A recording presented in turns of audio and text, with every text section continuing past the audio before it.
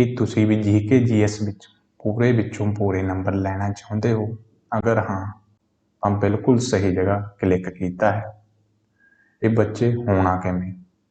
ਤਾਂ ਹੋਣਾ ਤਾਂ ਪੜ੍ਹਾਈ ਨਾਲ ਹੈ, ਹੋਰ ਕੋਈ ਰੌਕਟ ਸਾਇੰਸ ਨਹੀਂ। ਮੈਂ ਇਹ ਵੀ ਜਾਣਦਾ ਤੁਸੀਂ ਪੜ੍ਹਾਈ ਕਰਨ ਲਈ ਤਿਆਰ ਹੋ। ਬਸ ਲੋੜ ਹੈ ਸਹੀ ਗਾਈਡੈਂਸ ਅਤੇ ਸਟੱਡੀ ਸਿਲੇਬਸ ਰਿਲੇਟਡ ਕੰਟੈਂਟ ਦੀ, ਜੋ ਤੁਹਾਨੂੰ ਅਸੀਂ ਪ੍ਰੋਵਾਈਡ ਕਰਾਂਗੇ। ਬੱਚੇ ਤੁਸੀਂ ਸਾਰੇ ਜਾਣਦੇ ਹੋ, ਪੰਜਾਬ ਵਿੱਚ ਬਹੁਤ ਸਾਰੀ ਨੌਕਰੀਆਂ ਦੇ ਫਾਰਮ ਆਊਟ ਹੋ ਚੁੱਕੇ ਹਨ। ਇਹ ਤੁਹਾਡੇ ਲਈ ਬਹੁਤ ਵੱਡਾ ਮੌਕਾ ਹੈ। ਜੇ ਤੁਸੀਂ ਹੁਣ ਵੀ ਨੌਕਰੀ ਨਾ ਲੈ ਸਕੇ ਤਾਂ ਫਿਰ ਪੜ੍ਹਾਈ ਛੱਡ ਕੇ ਕੋਈ ਹੋਰ ਕੰਮ ਸਟਾਰਟ ਕਰ ਦਿਓ।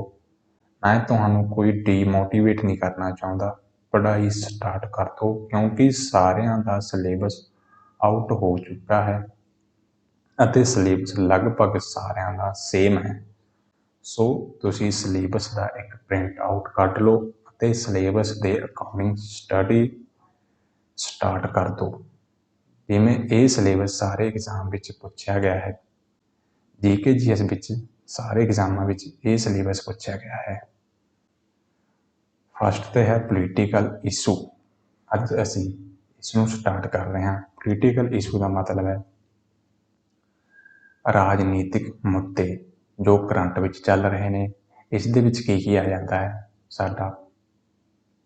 ਸਾਡੀ ਪੋਲਿਟੀ, ਸਾਡਾ ਰਾਜਨੀਤੀ, ਜੋ ਵੀ ਸਾਡੇ ਰਾਜਨੀਤੀ ਨਾਲ ਪੋਲਿਟੀ ਨਾਲ ਜੁੜੇ ਹੋਏ ਇੰਪੋਰਟੈਂਟ ਤੱਥ ਹਨ। ਜਿਵੇਂ ਪੋਲਿਟੀ ਦਾ ਸੰਵਿਧਾਨ ਦਾ ਸਾਡੇ ਗਠਨ ਕਿਵੇਂ ਹੋਇਆ, ਸੰਵਿਧਾਨ ਦਾ ਕਿਵੇਂ ਗਠਨ ਹੋਇਆ, ਇਸ ਵਿੱਚ ਕਿਸ ਨੇ ਕੀ ਯੋਗਦਾਨ ਦਿੱਤਾ, ਇਸ ਦੇ ਵਿੱਚ ਇੰਪੋਰਟੈਂਟ ਆਰਟੀਕਲ ਕੀ ਹਨ, ਅਨੁਸੂਚੀਆਂ, ਇੰਪੋਰਟੈਂਟ ਅਮੈਂਡਮੈਂਟ।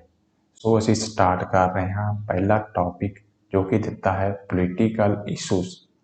ਇਸ ਦੇ ਵਿੱਚ ਅਸੀਂ ਸਟਾਰਟ ਕਰਾਂਗੇ ਟੌਪਿਕ ਸੰਵਿਧਾਨ ਦਾ ਗਠਨ, ਫਾਰਮੇਸ਼ਨ ਆਫ ਕੌਂਸਟੀਟਿਊਸ਼ਨ।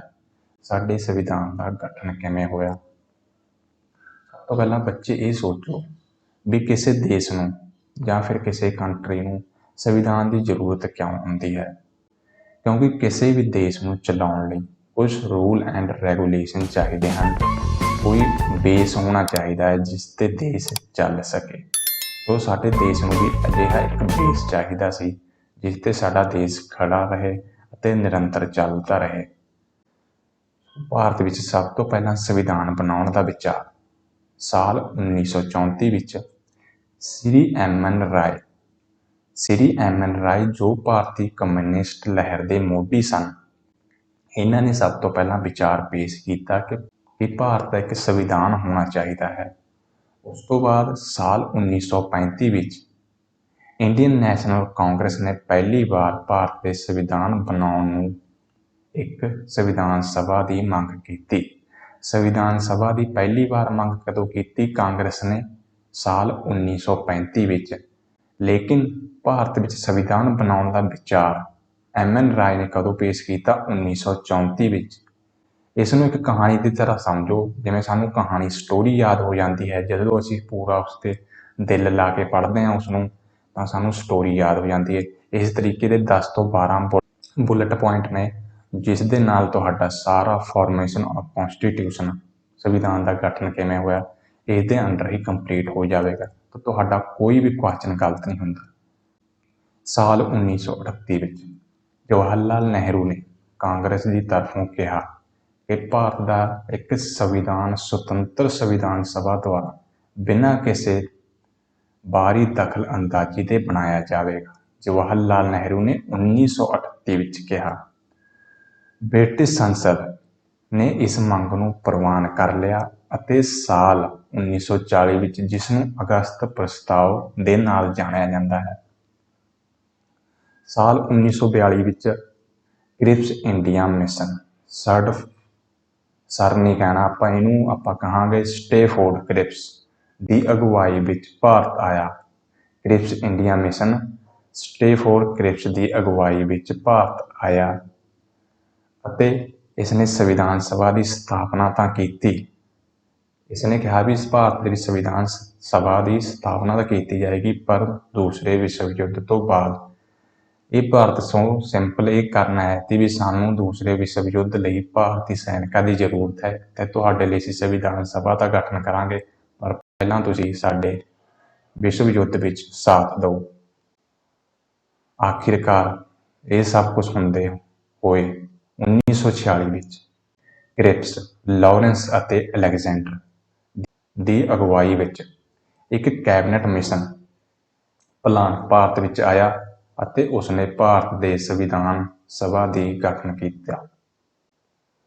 ਉਸ ਤੋਂ ਬਾਅਦ ਸੰਵਿਧਾਨ ਸਭਾ ਵਿੱਚ ਭਾਰਤ ਦੀ ਸੰਵਿਧਾਨ ਸਭਾ ਦਾ ਗਠਨ ਹੁੰਦਾ ਹੈ ਤੇ ਉਸ ਦੇ ਵਿੱਚ ਟੋਟਲ ਮੈਂਬਰ ਹੁੰਦੇ ਹਨ 389। ਸੰਵਿਧਾਨ ਸਭਾ ਵਿੱਚ ਸਾਰੇ ਪ੍ਰਮੁੱਖ ਨਾਮ ਜੋ ਕਿ ਮਹੱਤਵਪੂਰਨ ਸ਼ਖਸੀਅਤਾਂ ਸਨ ਉਹਨਾਂ ਨੂੰ ਸ਼ਾਮਿਲ ਕੀਤਾ ਗਿਆ, ਸਿਰਫ ਮਹਾਤਮਾ ਗਾਂਧੀ ਅਤੇ ਮੁਹੰਮਦ ਜਿੰਨਾ ਨੂੰ ਛੱਡ ਕੇ। ਸੰਵਿਧਾਨ ਸਭਾ ਦਾ ਹਿੱਸਾ ਮਹਾਤਮਾ ਗਾਂਧੀ ਨਹੀਂ ਸਨ ਅਤੇ MA ਜਿੰਨਾ, ਮੁਹੰਮਦ ਜਿੰਨਾ ਵੀ ਨਹੀਂ ਸੀ। ਉਸ ਤੋਂ ਬਾਅਦ ਲੱਗਦੀਆਂ ਨੇ ਪਾਕਿਸਤਾਨ ਨੂੰ ਮਿਰਚਾਂ। ਇਹ ਕਹਿੰਦਾ ਹੈ ਕਿ ਸਾਨੂੰ ਵੀ ਇੱਕ ਸੰਵਿਧਾਨ ਸਭਾ ਦਾ ਗਠਨ ਕਰਕੇ ਦਿਓ। ਇਸ ਤੋਂ ਬਾਅਦ 90 ਮੈਂਬਰ ਜੋ ਕਿ ਪਹਿਲਾਂ 389 ਦੇ ਵਿੱਚ ਸਨ, ਇਹ ਅਸਤੀਫਾ ਦੇ ਦਿੰਦੇ ਹਨ ਤੇ ਇਸ ਤੋਂ ਬਾਅਦ ਟੋਟਲ ਮੈਂਬਰ ਬਚਦੇ ਹਨ 299। ਹੁਣ ਪਾਕਿਸਤਾਨ ਦੀ ਵੀ ਸੰਵਿਧਾਨ ਸਭਾ ਬਣ ਜਾਂਦੀ ਹੈ ਤੇ ਭਾਰਤ ਦੇ ਮੈਂਬਰ ਬਚਦੇ ਨੇ 299। ਫਿਰ ਹੁੰਦੀ ਹੈ ਸੰਵਿਧਾਨ ਸਭਾ ਦੀ ਪਹਿਲੀ ਮੀਟਿੰਗ 9 ਦਸੰਬਰ 1946 ਨੂੰ। ਸੰਵਿਧਾਨ ਸਭਾ ਦੀ ਪਹਿਲੀ ਮੀਟਿੰਗ ਹੋਈ 9 ਦਸੰਬਰ 1946 ਨੂੰ, ਜਿਸ ਦੇ ਵਿੱਚ ਡਾਕਟਰ ਸਚਿਦਾਨੰਦ ਸਿਨਹਾ ਨੂੰ ਇੱਕ ਆਰਜੀ ਰਾਸ਼ਟਰਪਤੀ ਚੁਣਿਆ ਗਿਆ। ਸਿਰਫ ਇਹਨਾਂ ਨੂੰ ਹੀ ਕਿਉਂ ਆਰਜੀ ਰਾਸ਼ਟਰਪਤੀ ਚੁਣਿਆ ਗਿਆ ਸੀ? ਕਿਉਂਕਿ ਇਹ ਉਸ ਸਮੇਂ ਸੰਵਿਧਾਨ ਸਭਾ ਵਿੱਚ ਸਭ ਤੋਂ ਸੀਨੀਅਰ ਸਨ। ਉਸ ਤੋਂ ਬਾਅਦ 11 ਦਸੰਬਰ 1946 ਨੂੰ ਅਗਲੀ ਬੈਠਕ ਜਦੋਂ ਹੁੰਦੀ ਹੈ ਤਾਂ ਉਹਨਾਂ ਦੀ ਥਾਂ ਡਾਕਟਰ ਰਾਜਿੰਦਰ ਪ੍ਰਸਾਦ ਇਹ ਬਣੇ ਰਾਸ਼ਟਰਪਤੀ ਅਤੇ HC ਮੁਖਰਜੀ ਇਹਨਾਂ ਨੂੰ ਚੁਣਿਆ ਗਿਆ ਉਪ ਪ੍ਰਧਾਨ। ਉਪ ਰਾਸ਼ਟਰਪਤੀ ਸਮਝ ਲਓ ਵੀ ਉਹਦਾ ਸੰਵਿਧਾਨ ਸਭਾ ਦਾ ਉਪ ਪ੍ਰਧਾਨ। ਉਸ ਤੋਂ ਬਾਅਦ ਸ੍ਰੀ BN ਰਾਓ ਨੂੰ ਸੰਵਿਧਾਨ ਸਭਾ ਦਾ ਸਲਾਹਕਾਰ।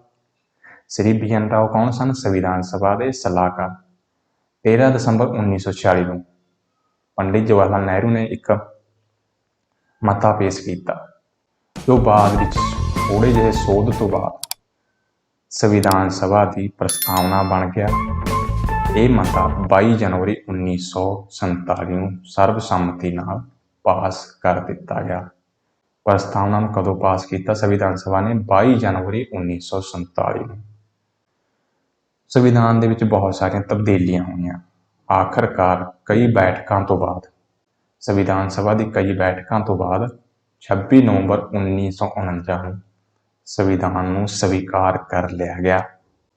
ਸੰਵਿਧਾਨ ਸਭਾ ਦਾ ਜਦੋਂ ਸੰਵਿਧਾਨ ਸਭਾ ਦਾ ਸਵੀਕਾਰ ਕਰ ਲਿਆ ਸੰਵਿਧਾਨ ਸਭਾ ਨੇ ਸੰਵਿਧਾਨ ਨੂੰ, ਤਾਂ 24 ਜਨਵਰੀ 1950 ਨੂੰ ਸੰਵਿਧਾਨ ਸਭਾ ਦੀ ਲਾਸਟ ਬੈਠਕ ਹੋਈ ਜਿੱਥੇ ਡਾਕਟਰ ਰਾਜਿੰਦਰ ਪ੍ਰਸਾਦ ਨੂੰ ਭਾਰਤ ਦਾ ਰਾਸ਼ਟਰਪਤੀ ਚੁਣ ਲਿਆ ਗਿਆ।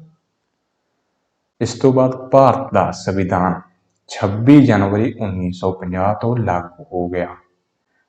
ਜਦੋਂ 26 ਨਵੰਬਰ 1949 ਨੂੰ ਸੰਵਿਧਾਨ ਅਪਣਾਇਆ ਗਿਆ ਤਾਂ ਇਸ ਦੇ ਕੁਝ ਆਰਟੀਕਲ ਤਾਂ ਲਾਗੂ ਕਰਤੇ ਸੀ, ਲੇਕਿਨ ਮੂਲ ਰੂਪ ਦੇ ਵਿੱਚ ਜਦੋਂ ਸਾਰੇ ਆਰਟੀਕਲ ਲਾਗੂ ਹੋਏ ਤਾਂ ਉਹ ਹੋਏ ਸੀ 26 ਜਨਵਰੀ 1950 ਤੋਂ, ਜਿਸ ਨੂੰ ਭਾਰਤ ਦੇ ਗਣਤੰਤਰ ਦਿਵਸ ਦੇ ਰੂਪ ਵਿੱਚ ਮਨਾਇਆ ਗਿਆ।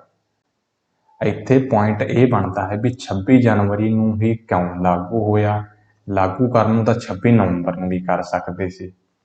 ਇਸ ਦਾ ਸਭ ਤੋਂ ਵੱਡਾ ਕਾਰਨ ਇਹ ਸੀ ਕਿ ਜਦੋਂ ਲਾਹੌਰ ਅਧਿਵੇਸ਼ਨ, ਕਾਂਗਰਸ ਦਾ ਲਾਹੌਰ ਅਧਿਵੇਸ਼ਨ ਹੁੰਦਾ ਹੈ 1929 ਵਿੱਚ, ਜਿਸ ਦੀ ਪ੍ਰਧਾਨਗੀ ਕੀਤੀ ਸੀ ਪੰਡਿਤ ਜਵਾਹਰ ਲਾਲ ਨਹਿਰੂ ਨੇ, ਉਦੋਂ 1930 ਵਿੱਚ ਪਹਿਲੀ ਵਾਰ 26 ਜਨਵਰੀ 1930 ਨੂੰ ਗਣਤੰਤਰ ਦਿਵਸ ਦੇ ਰੂਪ ਵਿੱਚ ਮਨਾਇਆ ਗਿਆ ਸੀ। ਇਸ ਦਾ ਇਹੀ ਕਾਰਨ ਸੀ ਵੀ 26 ਜਨਵਰੀ ਨੂੰ ਹੀ ਸੰਵਿਧਾਨ ਲਾਗੂ ਕੀਤਾ ਗਿਆ, ਕਿਉਂਕਿ ਸੰਵਿਧਾਨ ਦੇ ਲਾਗੂ ਹੁੰਦੇ ਸਾਰ ਹੀ ਭਾਰਤ ਇੱਕ ਗਣਤੰਤਰ ਦੇਸ਼ ਬਣ ਗਿਆ।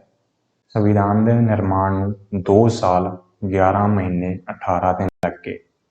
ਸੰਵਿਧਾਨ ਬਣਾਉਣ ਦਾ ਲਗਭਗ ਖਰਚ 64 ਲੱਖ ਰੁਪਏ ਸੀ। ਸੰਵਿਧਾਨ ਦੇ ਵਿੱਚ ਜਦੋਂ ਮੂਲ ਰੂਪ ਦੇ ਵਿੱਚ ਸੰਵਿਧਾਨ ਲਾਗੂ ਹੋਇਆ ਭਾਰਤ ਦਾ ਸੰਵਿਧਾਨ ਵਿਸ਼ਵ ਦੇ ਇਤਿਹਾਸ ਵਿੱਚ ਸਭ ਤੋਂ ਲੰਬਾ ਲਿਖਤੀ ਸੰਵਿਧਾਨ ਹੈ, ਜਿਸ ਵਿੱਚ ਪ੍ਰਸਤਾਵਨਾ 395 ਅਨੁਛੇਦ 22 ਭਾਗ ਅਤੇ 8 ਅਨੁਸੂਚੀਆਂ ਹਨ। ਅੱਜ ਵਰਤਮਾਨ ਭਾਰਤੀ ਸੰਵਿਧਾਨ ਦੇ ਵਿੱਚ 25 ਭਾਗ, 464 ਪਲੱਸ ਧਾਰਾਵਾਂ, 12 ਅਨੁਸੂਚੀਆਂ ਅਤੇ 105 ਸੰਵਿਧਾਨਿਕ ਸੰਸ਼ੋਧਨ ਹਨ। ਭਾਰਤੀ ਸੰਵਿਧਾਨ ਦੀ ਪ੍ਰਕਿਰਿਆ ਅਰਧ ਸੰਘੀ ਹੈ, ਅਰਥਾਤ ਆਮ ਹਾਲਾਤਾਂ ਵਿੱਚ ਜ਼ਿਆਦਾਤਰ ਸੰਘੀ ਅਤੇ ਘੱਟ ਏਕਾਤਮਕ। ਅਰਧ ਸੰਘੀ ਦਾ ਮਤਲਬ ਹੈ ਵੀ ਇੱਥੇ ਭਾਰਤ ਦੇ ਵਿੱਚ ਸ਼ਕਤੀਆਂ ਦਾ ਵੰਡ ਕੀਤਾ ਗਿਆ ਹੈ ਕਿ ਕੁਝ ਸ਼ਕਤੀਆਂ ਸੈਂਟਰ ਕੋਲ ਹਨ ਤੇ ਕੁਝ ਸਟੇਟ ਕੋਲ ਹਨ। ਇਹਨਾਂ ਨੂੰ ਦਿੱਤਾ ਗਿਆ ਹੈ ਕਿ ਤੁਸੀਂ ਇਹਨਾਂ ਵਿੱਚੋਂ ਵਿਸ਼ੇ ਦਿੱਤੇ ਹਨ ਵੀ ਇਹਨਾਂ ਵਿਸ਼ਿਆਂ ਤੇ ਆਪਣੇ ਆਪਣੇ ਕਾਨੂੰਨ ਬਣਾ ਸਕਦੇ ਹੋ, ਤੇ ਕੁਝ ਅਜਿਹੇ ਵੀ ਵਿਸ਼ੇ ਹਨ ਜਿਨ੍ਹਾਂ ਵਿੱਚ ਦੋਨੇ ਕਾਨੂੰਨ ਬਣਾ ਸਕਦੇ ਹਨ। ਜਿੱਥੇ ਸ਼ਕਤੀਆਂ ਦਾ ਬਟਵਾਰਾ ਹੋਵੇ ਉਸਨੂੰ ਕੀ ਕਿਹਾ ਜਾਂਦਾ ਹੈ? ਸੰਘ ਅਤੇ ਘੱਟ ਏਕਾਤਮਕ। ਪਰ ਜਦੋਂ ਅਨੁਛੇਦ 352 ਜਿਸ ਦੇ ਵਿੱਚ ਕੀ ਹੈ ਰਾਸ਼ਟਰਪਤੀ ਐਮਰਜੈਂਸੀ, ਜਦੋਂ ਇਹ ਲਾਗੂ ਹੋਵੇ ਤਾਂ ਉਸ ਦੌਰਾਨ ਪ੍ਰਤੀਕਿਰਿਆ ਏਕਾਤਮਕ ਹੋ ਜਾਂਦੀ ਹੈ। ਮਤਲਬ ਵੀ ਜੋ ਵੀ ਇਹ ਸ਼ਕਤੀਆਂ ਨੇ, ਜੋ ਵੀ ਇਹ ਵਿਸ਼ੇ ਨੇ, ਇਹਨਾਂ ਦੇ ਕਾਨੂੰਨ ਸਿਰਫ ਉਦੋਂ ਸੈਂਟਰ ਬਣਾ ਸਕਦਾ ਹੈ। ਜੋ ਸਟੇਟ ਦੇ ਵਿਸ਼ੇ ਹਨ ਉਹਨਾਂ ਤੇ ਵੀ ਕਾਨੂੰਨ ਸਿਰਫ ਸੈਂਟਰ ਬਣਾ ਸਕਦਾ ਹੈ। ਜਦੋਂ ਆਰਟੀਕਲ 352 ਜਿਹਦੇ ਵਿੱਚ ਕੀ ਹੈ ਰਾਸ਼ਟਰਪਤੀ ਐਮਰਜੈਂਸੀ, ਪ੍ਰੈਜ਼ੀਡੈਂਸ ਐਮਰਜੈਂਸੀ, ਰਾਸ਼ਟਰਪਤੀ ਆਪਾਤਕਾਲ। ਡਾਕਟਰ BR ਅੰਬੇਡਕਰ ਇਹਨਾਂ ਨੇ ਪ੍ਰਮੁੱਖ ਭੂਮਿਕਾ ਨਿਭਾਈ ਸੀ ਸੰਵਿਧਾਨ ਬਣਾਉਣ ਦੇ ਵਿੱਚ, ਅਤੇ ਡਰਾਫਟਿੰਗ ਕਮੇਟੀ ਦੇ ਚੇਅਰਮੈਨ ਵੀ ਸਨ। ਇਸ ਲਈ ਇਹਨਾਂ ਨੂੰ ਸੰਵਿਧਾਨ ਦੇ ਪਿਤਾ ਅਤੇ ਆਧੁਨਿਕ ਮਨੂ ਵਜੋਂ ਵੀ ਜਾਣਿਆ ਜਾਂਦਾ ਹੈ। ਸੰਵਿਧਾਨ ਦੇ ਪਿਤਾ ਕੌਣ, ਕਿਹਨਾਂ ਨੂੰ ਕਿਹਾ ਜਾਂਦਾ ਹੈ? ਡਾਕਟਰ ਅੰਬੇਦਕਰ ਜੀ ਨੂੰ। ਇਸ ਦੇ ਨਾਲ ਹੀ ਕੁਝ ਇੰਪੋਰਟੈਂਟ ਫੈਕਟ ਹਨ। 26 ਨਵੰਬਰ 1949 ਨੂੰ ਸੰਵਿਧਾਨ ਨੂੰ ਸਵੀਕਾਰ ਕਰ ਲਿੱਤਾ ਗਿਆ। 24 ਜਨਵਰੀ 1950 ਨੂੰ ਰਾਸ਼ਟਰੀ ਗੀਤ ਅਤੇ ਰਾਸ਼ਟਰੀ ਗਾਨ, ਰਾਸ਼ਟਰੀ ਗੀਤ ਅਤੇ ਰਾਸ਼ਟਰੀ ਗਾਨ ਕਦੋਂ ਅਪਣਾਇਆ ਗਿਆ? 24 ਜਨਵਰੀ 1950 ਨੂੰ। ਰਾਸ਼ਟਰੀ ਗੀਤ ਕਿਹੜਾ? ਬੰਦੇ ਮਾਤਰਮ। ਰਾਸ਼ਟਰੀ ਗਾਨ ਜਨ ਗਣ ਮਨ, ਜੋ ਕਿ ਰਵਿੰਦਰਨਾਥ ਟੈਗੋਰ ਦੁਆਰਾ ਲਿਖਿਆ ਗਿਆ ਹੈ। 22 ਜੁਲਾਈ 1947 ਨੂੰ ਰਾਸ਼ਟਰੀ ਝੰਡੇ ਨੂੰ ਅਪਣਾਇਆ ਗਿਆ, ਜੋ ਕਿ ਆਂਧਰਾ ਪ੍ਰਦੇਸ਼ ਦੇ ਪਿੰਗਲੀ ਵੈਂਕਾਈਆ ਭਾਰਤ ਦੇ ਰਾਸ਼ਟਰਪਤੀ ਝੰਡੇ ਦੇ ਰਚਨਾਕਾਰ ਸੀ। ਹਾਥੀ ਭਾਰਤ ਦੀ ਸੰਵਿਧਾਨ ਸਭਾ ਦਾ ਪ੍ਰਤੀਕ ਸੀ। ਮੂਲ ਸੰਵਿਧਾਨ ਜੋ ਕਿ ਲਿਖਿਆ ਗਿਆ ਸੀ ਪ੍ਰੇਮ ਬਿਹਾਰੀ ਨਾਰਾਇਣ ਰਾਇਜਾਦਾ ਦੁਆਰਾ। ਹਰ ਇੱਕ ਪੰਨੇ ਤੇ ਜੋ ਸੁੰਦਰ ਕਲਾਕਾਰੀਆਂ ਸਨ, ਕਲਾਕ੍ਰਿਤੀਆਂ ਸਨ, ਉਹ ਕਿਹਨਾਂ ਦੁਆਰਾ? ਸ਼ਾਂਤੀ ਨਿਕੇਤਨ ਦੇ ਕਲਾਕਾਰਾਂ ਦੁਆਰਾ। ਬਸੰਤ ਕ੍ਰਿਸ਼ਨ ਸੰਵਿਧਾਨ ਦਾ ਹਿੰਦੀ ਲੇਖਕ ਸਨ, ਸੰਵਿਧਾਨ ਦੇ ਹਿੰਦੀ ਲੇਖਕ ਸਨ। ਭਾਰਤ ਸਰਕਾਰ ਦਾ ਜੋ ਐਕਟ 1935 ਵਿੱਚ ਆਇਆ ਸੀ, ਇਹ ਸੰਵਿਧਾਨ ਦਾ ਆਧਾਰ ਜਾਂ ਫਿਰ ਬਲੂ ਪ੍ਰਿੰਟ ਸੀ। ਭਾਰਤੀ ਸੰਵਿਧਾਨ ਦੀਆਂ ਮੂਲ ਕਾਪੀਆਂ ਹਿੰਦੀ ਅਤੇ ਅੰਗਰੇਜ਼ੀ ਦੋਵੇਂ ਭਾਸ਼ਾਵਾਂ ਵਿੱਚ ਲਿਖੀਆਂ ਗਈਆਂ ਹਨ। ਇਹ ਸਨ ਕੁਝ ਇੰਪੋਰਟੈਂਟ ਫੈਕਟ। ਹੁਣ ਅੱਗੇ ਦੇਖੋ ਵਿਧਾਨ ਸਭਾ। ਜੋ ਸੰਵਿਧਾਨ ਸਭਾ ਬਣਾਈ ਗਈ ਸੀ ਉਸ ਦੇ ਵਿੱਚ 15 ਮਹਿਲਾ ਮੈਂਬਰ ਵੀ ਸਨ। ਜੋ ਡਿਵੀਜ਼ਨ ਤੋਂ ਬਾਅਦ ਜਦੋਂ ਸੰਵਿਧਾਨ ਪਾਕਿਸਤਾਨ ਦਾ ਅੱਡ ਬਣ ਗਿਆ, ਸੰਵਿਧਾਨ ਸਭਾ ਪਾਕਿਸਤਾਨ ਨੇ ਅੱਡ ਬਣਾਈ, ਤਾਂ ਉਸ ਤੋਂ ਬਾਅਦ ਇਹ 9 ਰਹਿ ਗਈਆਂ। ਜਦੋਂ ਸੰਵਿਧਾਨ ਕਾਨਫਰੰਸ ਹੁੰਦੇ ਸੀ ਤਾਂ ਉੱਥੇ ਕੁਝ ਮਹੱਤਵਪੂਰਨ ਕਮੇਟੀਆਂ ਵੀ ਬਣਾਈਆਂ ਗਈਆਂ ਸਨ। ਉਹਨਾਂ ਦੇ ਆਪੋ ਆਪਣੇ ਚੇਅਰਮੈਨ ਦੇਖ ਲਓ, ਤੇ ਕਮੇਟੀਆਂ ਕਿਹੜੀਆਂ ਕਿਹੜੀਆਂ ਸਨ ਇਹ ਦੇਖੋ। Central power committee. Central power, Jawahar Lal Nehru ਕੌਣ ਸਨ? ਇਹ ਸਨ ਭਾਰਤ ਦੇ ਪਹਿਲੇ ਪ੍ਰਧਾਨ ਮੰਤਰੀ। ਜੋ ਪ੍ਰਧਾਨ ਮੰਤਰੀ ਹੋਵੇਗਾ, ਸਾਨੂੰ ਸਾਰਿਆਂ ਨੂੰ ਪਤਾ, ਜੋ ਪ੍ਰਧਾਨ ਮੰਤਰੀ ਹੋਵੇਗਾ ਉਸ ਕੋਲ ਸੈਂਟਰ ਦੀ ਪਾਵਰ ਹੁੰਦੀ ਹੈ। ਸੈਂਟਰ ਦੀ ਪਾਵਰ ਕਿਸ ਕੋਲ ਹੁੰਦੀ ਹੈ? ਭਾਰਤ ਦੇ ਪ੍ਰਧਾਨ ਮੰਤਰੀ ਕੋਲ। ਤਾਂ ਸੈਂਟਰ ਦੀ ਪਾਵਰ ਕਿਹਦੇ ਕੋਲ ਹੋਗੀ? ਜਵਾਹਰ ਲਾਲ ਨਹਿਰੂ ਕੋਲ। ਸੰਘੀ ਸੰਵਿਧਾਨਕ, ਸੈਂਟਰ ਦੀ ਸੰਵਿਧਾਨ ਕਿਹਦੇ ਅੰਡਰ ਹੋਵੇਗਾ? ਜਵਾਹਰ ਲਾਲ ਨਹਿਰੂ ਦੇ। ਪ੍ਰਾਂਤ ਸੰਵਿਧਾਨਕ ਕਮੇਟੀ, ਪ੍ਰਾਂਤ, ਸਾਨੂੰ ਸਾਰਿਆਂ ਨੂੰ ਪਤਾ ਹੈ ਜੀ ਸਰਦਾਰ ਵੱਲਭ ਭਾਈ ਪਟੇਲ ਜੀ ਨੇ ਸਾਰੇ ਪ੍ਰਾਂਤਾਂ ਨੂੰ ਇੱਕ ਕਰਨ ਵਿੱਚ ਬਹੁਤ ਵੱਡਾ ਯੋਗਦਾਨ ਦਿੱਤਾ ਸੀ। ਇਸੇ ਲਈ ਇਹਨਾਂ ਨੂੰ ਕਿਹਾ ਜਾਂਦਾ ਆਇਰਨ ਮੈਨ ਆਫ ਇੰਡੀਆ। ਪ੍ਰਾਂਤ ਤੱਕ ਕੌਣ ਹੋ ਗਿਆ ਸੰਵਿਧਾਨਕ ਕਮੇਟੀ ਦੇ? ਕੌਣ ਸਨ ਚੇਅਰਮੈਨ? ਸਰਦਾਰ ਪਟੇਲ।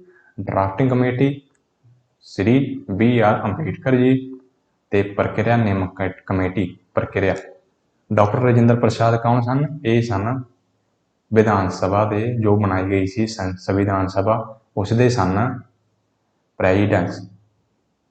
ਤੇ ਸੰਚਾਲਨ ਕਮੇਟੀ ਸੰਚਾਲਨ ਕਿਵੇਂ ਹੋਵੇਗਾ? ਡਾਕਟਰ ਰਾਜਿੰਦਰ ਪ੍ਰਸਾਦ ਦੁਆਰਾ। ਜੋ ਇਹ ਨਿਯਮ ਬਣਾਉਣਗੇ ਉਸ ਦੁਆਰਾ ਸੰਚਾਲਨ ਵੀ ਹੋਵੇਗਾ ਕਿਉਂਕਿ ਇਹ ਸਨ ਸੰਵਿਧਾਨ ਸਭਾ ਦੇ ਅਧਿਅਕਸ਼। ਡਰਾਫਟਿੰਗ ਕਮੇਟੀ ਦੇ ਮੈਂਬਰ ਸਭ ਤੋਂ ਇੰਪੋਰਟੈਂਟ ਕੀ ਸੀ? Drafting committee. ਇਸ ਦੇ ਵਿੱਚ ਟੋਟਲ ਮੈਂਬਰ ਸਨ 7। ਡਾਕਟਰ BR ਅੰਬੇਡਕਰ ਜੀ ਇਹ ਸਨ chairman, Alladi Krishna Swami Ayyar, doctor KM Munshi, N Gopala Swami Ayyangar, Syed Muhammad Saadulla, N Madhav Rao, TT Krishnamachari. ਇਹ ਸਨ 7 ਮੈਂਬਰ। ਹੁਣ ਨੈਕਸਟ ਅਸੀਂ ਦੇਖਦੇ ਸਾਡਾ ਸੰਵਿਧਾਨ ਬਣ ਗਿਆ, ਸਭ ਕੁਛ ਹੋ ਗਿਆ। ਹੁਣ ਸੰਵਿਧਾਨ ਦੇ ਵਿੱਚ ਜਦੋਂ ਸੰਵਿਧਾਨ ਸਭਾ ਨੇ ਡਰਾਫਟਿੰਗ ਕਮੇਟੀ ਦਾ ਗਠਨ ਕੀਤਾ ਤਾਂ ਇਹਨਾਂ ਨੇ ਸੰਵਿਧਾਨ ਬਣਾਉਣ ਲਈ ਬਹੁਤ ਸਾਰੇ ਦੇਸ਼ਾਂ ਦੇ ਅੱਡ-ਅੱਡ ਸੰਵਿਧਾਨ ਪੜ੍ਹੇ ਅਤੇ ਉਹਨਾਂ ਵਿੱਚ ਜੋ ਚੰਗੀਆਂ ਗੱਲਾਂ ਲੱਗੀਆਂ ਉਹਨਾਂ ਨੂੰ ਆਪਣੇ ਸੰਵਿਧਾਨ ਦੇ ਵਿੱਚ ਕੁਛ ਚੇਂਜਸ ਕਰਕੇ ਜਾਂ ਫਿਰ ਉਹਨਾਂ ਨੂੰ ਸੇਮ ਤਰੀਕੇ ਨਾਲ ਅਡਾਪਟ ਕਰ ਲਿੱਤਾ ਗਿਆ।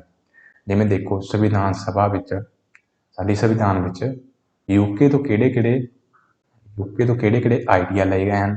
ਤਾਂ ਨਾਮ ਮਾਤਰ ਸਿਰ, ਵੀ ਇੱਕ ਨਾਮ ਮਾਤਰ ਸਿਰ ਦਾ ਮੁਖੀ ਹੋਵੇਗਾ। ਰਾਸ਼ਟਰਪਤੀ ਜੋ ਹੋਵੇਗਾ ਇਸ ਕੋਲ ਨਾਮ ਮਾਤਰ ਦੀਆਂ ਸ਼ਕਤੀਆਂ ਹੋਣਗੀਆਂ। ਅਸਲੀ ਜੋ ਹੋਵੇਗਾ ਜਿਸ ਕੋਲ ਅਸਲੀ ਸ਼ਕਤੀਆਂ ਹੋਣਗੀਆਂ ਉਹ ਕੌਣ ਹੋਵੇਗਾ? ਉਹ ਹੋਵੇਗਾ ਪ੍ਰਧਾਨ ਮੰਤਰੀ। ਜਿਵੇਂ ਯੂਕੇ ਦੇ ਵਿੱਚ ਰਾਣੀ ਹੁੰਦੀ ਹੈ ਇਸ ਤਰੀਕੇ ਨਾਲ ਭਾਰਤ ਦੇ ਵਿੱਚ ਰਾਸ਼ਟਰਪਤੀ ਦਾ ਪਦ ਹੈ। ਲੇਕਿਨ ਰਾਣੀ ਉੱਥੇ ਹੁੰਦੀ ਹੈ ਵੰਸ਼ਾਨੁਗਤ, ਮਤਲਬ ਵੀ ਪੀੜ੍ਹੀ ਦਰ ਪੀੜ੍ਹੀ ਬਣਦੇ ਆਉਂਦੇ ਨੇ ਤੇ ਰਾਸ਼ਟਰਪਤੀ ਇੱਥੇ ਚੁਣਿਆ ਜਾਂਦਾ ਹੈ। ਭਾਰਤ ਦੇ ਵਿੱਚ ਰਾਸ਼ਟਰਪਤੀ ਚੁਣਿਆ ਜਾਂਦਾ ਹੈ। ਪ੍ਰਧਾਨ ਮੰਤਰੀ ਦਾ ਅਹੁਦਾ ਸੰਸਦੀ ਕਿਸਮ ਦੀ ਸਰਕਾਰ। ਜਿਹੜਾ ਪ੍ਰਧਾਨ ਮੰਤਰੀ ਦਾ ਅਹੁਦਾ ਹੈ ਇਹ ਸੰਸਦ ਦੁਆਰਾ ਚੁਣਿਆ ਜਾਵੇਗਾ। ਇਸ ਵਿੱਚ ਸੰਸਦ ਦੇ ਮੈਂਬਰ ਭਾਗ ਲੈਣਗੇ ਅਤੇ ਸੰਸਦ ਦੁਆਰਾ ਪ੍ਰਧਾਨ ਮੰਤਰੀ ਚੁਣਿਆ ਜਾਵੇਗਾ। 2 ਸਦਨੀ ਸੰਸਦ ਭਾਰਤ ਦੇ ਵਿੱਚ ਲੋਕ ਸਭਾ ਐਂਡ ਰਾਜ ਸਭਾ ਹੋਵੇਗਾ। ਲੋਕ ਸਭਾ ਨੂੰ ਹੇਠਲਾ ਸਦਨ ਕਿਹਾ ਜਾਵੇਗਾ ਅਤੇ ਇਹ ਵੱਧ ਸ਼ਕਤੀਸ਼ਾਲੀ ਹੋਵੇਗਾ। ਸਿੰਗਲ ਸਿਟੀਜ਼ਨਸ਼ਿਪ, ਇਸ ਦਾ ਮਤਲਬ ਜਿਵੇਂ ਭਾਰਤ ਦੇ ਵਿੱਚ ਇੱਕੋ ਇੱਕ ਸਿਟੀਜ਼ਨਸ਼ਿਪ ਹੈ, ਇਸ ਯੂਨੀਅਨ ਜਾਂ ਫਿਰ ਰਾਜ ਦੀ ਇੱਕੋ ਇੱਕ ਸਿਟੀਜ਼ਨਸ਼ਿਪ ਹੈ। ਲੇਕਿਨ ਕੀ ਆ USA ਦੇ ਵਿੱਚ, ਜਿਵੇਂ USA ਦੇ ਵਿੱਚ ਸਟੇਟ ਦੀ ਅੱਡ ਸਿਟੀਜ਼ਨਸ਼ਿਪ ਅਤੇ ਕੰਟਰੀ ਦੀ ਅੱਡ ਸਿਟੀਜ਼ਨਸ਼ਿਪ। ਜਿਵੇਂ ਉੱਥੇ ਮੰਨ ਲਓ ਇੱਕ ਸਟੇਟ ਆ ਵਾਸ਼ਿੰਗਟਨ DC, ਤਾਂ ਉਸ ਦੀ ਆਪਣੀ ਨਾਗਰਿਕਤਾ ਵਾਸ਼ਿੰਗਟਨ DC ਦੀ ਹੋਊਗੀ ਤੇ ਇੱਕ ਵਾਸ਼ਿੰਗਟਨ DC ਦੀ ਇੱਕ ਹੋਵੇਗੀ ਨਾਗਰਿਕਤਾ ਤੇ ਇੱਕ ਹੋਵੇਗੀ USA ਦੀ। USA ਦੇ ਵਿੱਚ 2 ਨਾਗਰਿਕਤਾ ਹੁੰਦੀ ਹੈ ਤੇ ਭਾਰਤ ਦੇ ਵਿੱਚ ਕੀ ਹੁੰਦੀ ਹੈ? Single citizenship. ਇਹ ਕਿੱਥੋਂ ਲਿਆ ਗਿਆ? ਇਹ ਲਿਆ ਗਿਆ UK ਦੇ ਸੰਵਿਧਾਨ ਤੋਂ। ਲੋਕ ਸਭਾ ਵਿੱਚ ਸਪੀਕਰ, ਇੱਕ ਲੋਕ ਸਭਾ ਵਿੱਚ ਸਪੀਕਰ ਹੋਵੇਗਾ, ਇਹ ਵੀ UK ਤੋਂ। ਮੰਤਰੀਆਂ ਦੀ ਕੈਬਨਿਟ ਪ੍ਰਣਾਲੀ, ਜੋ ਪਾਰਟੀ ਜਿੱਤ ਕੇ ਆਵੇਗੀ, ਜੋ ਪਾਰਟੀ ਆਪਾਂ ਲੋਕਾਂ ਦੁਆਰਾ ਭਾਰਤੀ ਜਨਤਾ ਦੁਆਰਾ ਜਿਤਾਈ ਜਾਵੇਗੀ ਉਸ ਦੇ ਕੁਛ ਮੈਂਬਰਾਂ ਨੂੰ ਉਹਨਾਂ ਦੀ ਇੱਕ ਕੈਬਨਿਟ ਪ੍ਰਣਾਲੀ ਦੀ, ਮੰਤਰੀਆਂ ਦੀ ਇੱਕ ਕੈਬਨਿਟ ਪ੍ਰਣਾਲੀ ਬਣਾਈ ਜਾਵੇਗੀ ਜੋ ਕਿ ਭਾਰਤ ਦੇ ਹਿੱਤ ਵਿੱਚ ਕੰਮ ਕਰਨਗੇ। USA ਦੇ ਸੰਵਿਧਾਨ ਤੋਂ, ਜਿਵੇਂ USA ਦੇ ਸੰਵਿਧਾਨ ਦੇ ਵਿੱਚ USA ਦਾ ਸੰਵਿਧਾਨ ਹੈ ਲਿਖਤੀ ਸੰਵਿਧਾਨ, ਉਸ ਤਰੀਕੇ ਨਾਲ ਭਾਰਤ ਦਾ ਵੀ ਸੰਵਿਧਾਨ ਹੈ ਲਿਖਤੀ। ਉਪ ਰਾਸ਼ਟਰਪਤੀ ਅਤੇ ਰਾਜ ਸਭਾ ਦੇ ਕਾਰਜਕਾਰੀ ਚੇਅਰਮੈਨ ਵਜੋਂ, ਜੋ ਕਿ ਭਾਰਤ ਦਾ ਉਪ ਰਾਸ਼ਟਰਪਤੀ ਹੋਵੇਗਾ ਇਹ ਹੋਵੇਗਾ ਰਾਜ ਸਭਾ ਦਾ ਚੇਅਰਮੈਨ। ਉਪ ਰਾਸ਼ਟਰਪਤੀ ਕੌਣ ਹੋਵੇਗਾ? ਇਹ ਹੋਵੇਗਾ ਰਾਜ ਸਭਾ ਦਾ ਚੇਅਰਮੈਨ। ਬੁਨਿਆਦੀ ਅਧਿਕਾਰ ਫੰਡਾਮੈਂਟਲ ਰਾਈਟਸ, ਮੌਲਿਕ ਕਰਤੱਵ, ਜੋ ਕਿ ਹੈ ਭਾਗ 3 ਦੇ ਵਿੱਚ ਆਰਟੀਕਲ 12 ਤੋਂ ਲੈ ਕੇ 35 ਤੱਕ। ਇਹ ਕੀ ਹਨ? ਇਹ ਹਨ fundamental rights. Supreme court, Bharat ਦੇ ਵਿੱਚ ਇੱਕ ਸੁਪਰੀਮ ਕੋਰਟ ਹੋਵੇਗੀ। ਇਹ ਕਿੱਥੋਂ ਵੀ ਲਿਆ ਗਿਆ ਹੈ? ਇਹ ਲਿਆ ਗਿਆ USA ਦੇ ਸੰਵਿਧਾਨ ਤੋਂ। ਰਾਜਾਂ ਦੀ ਵਿਵਸਥਾ, ਨਿਆਂਪਾਲਿਕਾ ਅਤੇ ਨਿਆਇਕ ਸਮੀਖਿਆ ਦੀ ਸੁਤੰਤਰਤਾ। ਭਾਰਤ ਦੇ ਵਿੱਚ ਜੋ ਸੁਪਰੀਮ ਕੋਰਟ ਹੈ ਉਹ ਸੰਸਦ ਦੁਆਰਾ ਬਣਾਏ ਕਿਸੇ ਵੀ ਕਾਨੂੰਨ ਦੀ ਸਮੀਖਿਆ ਸੁਤੰਤਰ ਰੂਪ ਵਿੱਚ ਕਰ ਸਕਦੀ ਹੈ। ਭਾਰਤ ਦੇ ਸੰਵਿਧਾਨ ਦੇ ਵਿੱਚ ਇੱਕ ਪ੍ਰਸਤਾਵਨਾ ਹੋਵੇਗੀ। ਇਸ ਨੂੰ ਦੇਖੋ, ਇਸ ਨੂੰ ਇੰਪੋਰਟੈਂਟ ਆ, ਇਸ ਨੂੰ ਨੋਟ ਕਰਕੇ ਰੱਖੋ। ਸੁਪਰੀਮ ਕੋਰਟ ਅਤੇ ਹਾਈ ਕੋਰਟ ਦੇ ਜੱਜਾਂ ਨੂੰ ਹਟਾਉਣਾ।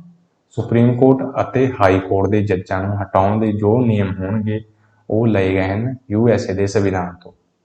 USSR ਜਾਂ ਫਿਰ ਰਸ਼ੀਆ ਬੁਨਿਆਦੀ ਕਰਤੱਵ ਫੰਡਾਮੈਂਟਲ ਡਿਊਟੀਜ਼, ਇਹਨਾਂ ਨੂੰ ਇਹ ਜਦੋਂ ਮੂਲ ਸੰਵਿਧਾਨ ਸਾਡਾ ਬਣਿਆ ਤਾਂ ਉਦੋਂ ਇਹ ਨਹੀਂ ਸੀ। ਇਸ ਨੂੰ ਜੋੜਿਆ ਗਿਆ 42ਵੇਂ ਸੰਵਿਧਾਨ ਸੰਸ਼ੋਧਨ 1976 ਦੁਆਰਾ ਸਰਦਾਰ ਸਵਰਨ ਸਿੰਘ ਸਮਿਤੀ ਦੀ ਸਿਫਾਰਿਸ਼ ਤੇ। ਆਸਟ੍ਰੇਲੀਆ ਦੇ ਸੰਵਿਧਾਨ ਤੋਂ ਲਿਆ ਗਿਆ ਸਮਵਰਤੀ ਸੂਚੀ। ਜਿਹੜਾ ਸਾਡਾ ਸੰਵਿਧਾਨ ਹੈ ਉਸ ਦੇ ਵਿੱਚ 8, ਜਦੋਂ ਸੰਵਿਧਾਨ ਲਾਗੂ ਹੋਇਆ ਤਾਂ 8 ਅਨੁਸੂਚੀਆਂ ਸਨ। ਹੁਣ ਵਰਤਮਾਨ ਵਿੱਚ ਕਿੰਨੀਆਂ ਹਨ? 12। ਉਸ ਦੇ ਵਿੱਚ ਇੱਕ ਅਨੁਸੂਚੀ ਹੈ 7। ਇਸ ਦੇ ਵਿੱਚ 3 ਤਰ੍ਹਾਂ ਦੀ ਸਖਤੀਆਂ ਹਨ। ਇੱਕ ਤਾਂ ਸਖਤੀ ਮਿਲਦੀ ਹੈ ਸਟੇਟਾਂ ਨੂੰ, ਕੁਝ ਵਿਸ਼ੇ ਦਿੱਤੇ ਹਨ ਸਟੇਟ ਨੂੰ, ਕੁਝ ਵਿਸ਼ੇ ਦਿੰਦੇ ਹਨ ਯੂਨੀਅਨ ਨੂੰ, ਤੇ ਇੱਕ ਹੈ ਸਮਵਰਤੀ ਸੂਚੀ ਕੰਕਰੈਂਟ ਲਿਸਟ। ਇਸ ਦੇ ਵਿੱਚ ਸਮਵਰਤੀ ਸੂਚੀ ਦੇ ਵਿੱਚ ਕੁਝ ਅਜਿਹੇ ਵਿਸ਼ੇ ਹਨ ਜਿਸ ਤੇ ਸਟੇਟ ਐਂਡ ਯੂਨੀਅਨ ਦੋਨੋਂ ਕਾਨੂੰਨ ਬਣਾ ਸਕਦੇ ਹਨ। ਇਹ ਕਿੱਥੋਂ ਲਿਆ ਗਿਆ? ਇਹ ਲਿਆ ਗਿਆ ਆਸਟ੍ਰੇਲੀਆ ਦੇ ਸੰਵਿਧਾਨ ਤੋਂ। ਪ੍ਰਸਤਾਵਨਾ ਦੀ ਭਾਸ਼ਾ ਦੇਖੋ, ਇੱਥੇ ਮੈਂ ਤੁਹਾਨੂੰ ਨੋਟ ਕਰਨ ਨੂੰ ਕਿਹਾ ਸੀ, ਮੈਂ ਇਹਨੂੰ ਕਲੀਅਰ ਕਰਨਾ। ਪ੍ਰਸਤਾਵਨਾ ਭਾਰਤ ਦੇ ਵਿੱਚ ਭਾਰਤ ਦੀ ਸੰਵਿਧਾਨ ਦੇ ਵਿੱਚ ਇੱਕ ਪ੍ਰਸਤਾਵਨਾ ਹੋਵੇਗੀ। ਇਹ ਕਿੱਥੋਂ ਆਈਡੀਆ ਲਿਆ ਗਿਆ? ਇਹ ਲਿਆ ਗਿਆ USA ਦੇ ਸੰਵਿਧਾਨ ਦੇ ਵਿੱਚ। ਲੇਕਿਨ ਜੋ ਪ੍ਰਸਤਾਵਨਾ ਦੇ ਵਿੱਚ ਜਿਵੇਂ ਇਹਦੇ ਵਰਡਿੰਗ ਕੀਤੀ ਗਈ ਹੈ, ਜੋ ਭਾਸ਼ਾ ਲਿਖੀ ਗਈ ਹੈ, ਜਿਵੇਂ ਕਿ ਉਸ ਦੇ ਵਿੱਚ ਵਰਡਿੰਗ ਜੋ ਕੀਤੀ ਗਈ ਉਹ ਲਿਆ ਗਿਆ, ਭਾਸ਼ਾ ਲਈ ਗਈ ਹੈ ਸੰਵਿਧਾਨ ਆਸਟ੍ਰੇਲੀਆ ਦੇ ਸੰਵਿਧਾਨ ਤੋਂ। ਠੀਕ ਆ, ਕਲੀਅਰ ਹੈ ਇਹ। ਹੁਣ ਵਪਾਰ ਵਣਜ ਜਾਪਾਨ ਦੇ ਸੰਵਿਧਾਨ ਤੋਂ ਕਾਨੂੰਨ ਦੁਆਰਾ ਸਥਾਪਿਤ ਪ੍ਰਕਿਰਿਆ। ਦੇਸ਼ ਨੂੰ ਚਲਾਉਣ ਲਈ ਜੋ ਵੀ ਪ੍ਰਕਿਰਿਆ ਹੋਵੇਗੀ ਉਹ ਕਾਨੂੰਨ ਦੁਆਰਾ ਸਥਾਪਿਤ ਹੋਣੀ ਚਾਹੀਦੀ ਹੈ। ਜਰਮਨੀ ਐਮਰਜੈਂਸੀ ਦੇ ਦੌਰਾਨ ਫੰਡਾਮੈਂਟਲ ਰਾਈਟਸ ਦੇ ਕੁਝ ਹੱਦ ਤੱਕ ਮੁਅੱਤਲ ਕਰਨ ਦੀ ਕਾਰਵਾਈ। ਜਦੋਂ ਐਮਰਜੈਂਸੀ ਲੱਗਿਆ ਹੋਵੇਗਾ ਤਾਂ ਬੁਨਿਆਦੀ ਜੋ ਕਰਤੱਵ ਹਨ, ਬੁਨਿਆਦੀ ਜੋ ਅਧਿਕਾਰ ਹਨ, ਉਹਨਾਂ ਨੂੰ ਮੁਅੱਤਲ ਜਾਂ ਫਿਰ ਉਹਨਾਂ ਨੂੰ ਕੁਝ ਹੱਦ ਤੱਕ ਰੋਕਿਆ ਜਾ ਸਕਦਾ ਹੈ ਜਾਂ ਫਿਰ ਪੂਰਾ ਵੀ ਰੋਕਿਆ ਜਾ ਸਕਦਾ ਹੈ। ਕੈਨੇਡਾ ਦੇ ਸੰਵਿਧਾਨ ਤੋਂ ਇੱਕ ਮਜ਼ਬੂਤ ਕੇਂਦਰ ਦੇ ਨਾਲ ਫੈਡਰੇਸ਼ਨ ਦੀ ਸਕੀਮ। ਕੈਨੇਡਾ ਦੇ ਸੰਵਿਧਾਨ ਤੋਂ ਲਿਆ ਗਿਆ ਕਿ ਸਾਡਾ ਜੋ ਕੇਂਦਰ ਹੋਵੇਗਾ ਉਸ ਨੂੰ ਮਜ਼ਬੂਤ ਬਣਾਇਆ ਜਾਵੇਗਾ। ਲੇਕਿਨ ਫੈਡਰੇਸ਼ਨ ਦਾ ਮਤਲਬ ਵੀ ਇਹਦੇ ਵਿੱਚ ਸ਼ਕਤੀਆਂ ਦਾ ਵੀ ਵੰਡ ਹੋਵੇਗਾ, ਵੀ ਸਟੇਟ ਅਤੇ ਕੇਂਦਰ ਦੋਨੋਂ ਮਿਲ ਕੇ ਦੇਸ਼ ਨੂੰ ਚਲਾਉਣਗੇ। ਇਹ ਨਾ ਹੋਵੇਗੀ ਵੀ ਸਾਰੀਆਂ ਸ਼ਕਤੀਆਂ ਸਿਰਫ ਅਸੀਂ ਸੈਂਟਰ ਨੂੰ ਦੇ ਦਈਏ ਤੇ ਸੈਂਟਰ ਨੂੰ ਅਸੀਂ ਵੱਧ ਪਾਵਰਫੁਲ ਕਰ ਦਈਏ। ਇੱਥੇ ਸਟੇਟਾਂ ਨੂੰ ਵੀ ਸ਼ਕਤੀਆਂ ਦਿੱਤੀਆਂ ਨੇ ਤੇ ਸੈਂਟਰ ਨੂੰ ਵੀ। ਵੱਧ ਮਜ਼ਬੂਤ ਕੌਣ ਹੈ? ਮਜ਼ਬੂਤ ਰੱਖਿਆ ਗਿਆ ਸੈਂਟਰ ਨੂੰ। ਕੇਂਦਰ ਅਤੇ ਰਾਜਾਂ ਵਿਚਕਾਰ ਸ਼ਕਤੀਆਂ ਦੀ ਵੰਡ ਅਤੇ ਰੱਖ ਰਖਾਵ। ਜੋ ਕੇਂਦਰ ਅਤੇ ਰਾਜਾਂ ਵਿੱਚ ਸ਼ਕਤੀਆਂ ਦਾ ਵੰਡ ਹੈ, ਇਹ ਆਈਡੀਆ ਕਿੱਥੋਂ ਲਿਆ ਗਿਆ? ਇਹ ਲਿਆ ਕੈਨੇਡਾ ਦੇ ਸੰਵਿਧਾਨ ਤੋਂ। ਆਇਰਿਸ਼ ਸੰਵਿਧਾਨ ਤੋਂ DPSP ਰਾਜ ਦੇ ਨੀਤੀ ਨਿਰਦੇਸ਼ਕ ਸਿਧਾਂਤ। ਇਹ ਲਿਆ ਗਿਆ ਆਈਡੀਆ ਆਇਰਲੈਂਡ ਦੇ ਸੰਵਿਧਾਨ ਤੋਂ। ਤੇ ਆਇਰਲੈਂਡ ਨੇ ਲਿਆ ਸਪੇਨ ਤੋਂ। ਰਾਸ਼ਟਰਪਤੀ ਦੀ ਚੋਣ ਦਾ ਤਰੀਕਾ। ਰਾਸ਼ਟਰਪਤੀ ਦੇ ਚੋਣ ਦਾ ਤਰੀਕਾ, ਰਾਸ਼ਟਰਪਤੀ ਰਾਜ ਸਭਾ ਵਿੱਚ ਮੈਂਬਰਾਂ ਦੀ ਨਾਮਜ਼ਦਗੀ। ਰਾਸ਼ਟਰਪਤੀ ਜੋ ਰਾਜ ਸਭਾ ਦੇ ਵਿੱਚ 12 ਮੈਂਬਰ, ਰਾਸ਼ਟਰਪਤੀ ਰਾਜ ਸਭਾ ਦੇ 12 ਮੈਂਬਰ ਨਾਮਜ਼ਦ ਕਰ ਸਕਦਾ ਹੈ। ਲੇਕਿਨ ਉਸ ਦਾ ਰੂਲ ਕੀ ਹੋਵੇਗਾ? ਇਹ ਲਿਆ ਗਿਆ ਆਇਰਲੈਂਡ ਦੇ ਸੰਵਿਧਾਨ ਤੋਂ। ਸੋ ਇਹ ਸੀ ਸਾਡਾ ਸੰਵਿਧਾਨ ਦਾ ਗਠਨ ਕਿਵੇਂ ਹੋਇਆ, ਸੰਵਿਧਾਨ ਸਭਾ ਦਾ ਗਠਨ ਕਿਵੇਂ ਹੋਇਆ, ਤੇ ਸੰਵਿਧਾਨ ਨੂੰ ਬਣਾਉਣ ਵਿੱਚ ਕਿਹੜੇ-ਕਿਹੜੇ ਦੇਸ਼ਾਂ ਤੋਂ ਕੀ ਆਈਡੀਆ ਲਏ ਗਏ ਹਨ, ਇਸ ਵਿੱਚ ਕਿਹਨਾਂ ਦਾ ਕੀ ਯੋਗਦਾਨ ਸੀ। ਠੀਕ ਆ, ਕਲਾਸ ਅਗਰ ਤੁਹਾਨੂੰ ਵਧੀਆ ਇੰਟਰਸਟਿੰਗ ਲੱਗੀ ਆ ਤਾਂ ਇਸ ਨੂੰ ਲਾਈਕ ਐਂਡ ਸ਼ੇਅਰ ਕਰ ਦਿਓ ਤੇ ਇਸੇ ਤਰੀਕੇ ਦੇ ਹੋਰ ਕੰਟੈਂਟ ਲਈ ਚੈਨਲ ਨੂੰ ਸਬਸਕ੍ਰਾਈਬ ਕਰ ਲਓ ਅਤੇ ਬੈਲ ਆਈਕਨ ਪ੍ਰੈਸ ਕਰ ਦਿਓ ਤਾਂ ਕਿ ਜਦੋਂ ਵੀ ਕਲਾਸ ਹੋਵੇਗੀ ਤਾਂ ਤੁਹਾਨੂੰ ਇਸ ਦਾ ਨੋਟੀਫਿਕੇਸ਼ਨ ਸਭ ਤੋਂ ਪਹਿਲਾਂ ਮਿਲੇਗਾ ਅਤੇ ਤੁਸੀਂ ਕਲਾਸ ਨੂੰ ਦੇਖ ਕੇ ਆਪਣੀ ਨੌਲੇਜ ਨੂੰ ਹੋਰ ਗਰੋ ਕਰ ਸਕਦੇ ਹੋ ਅਤੇ ਇੱਕ ਸਟੈਪ ਐਗਜ਼ਾਮ ਕਲੀਅਰ ਕਰਨ ਦੇ ਵੱਲ ਹੋਰ ਜਾਓਗੇ। ਸੋ ਜਲਦੀ ਹੀ ਮਿਲਦੇ ਹਾਂ ਇਸੇ ਤਰੀਕੇ ਦੀ ਹੋਰ ਇੰਟਰਸਟਿੰਗ ਕਲਾਸ ਦੇ ਨਾਲ। Thank you.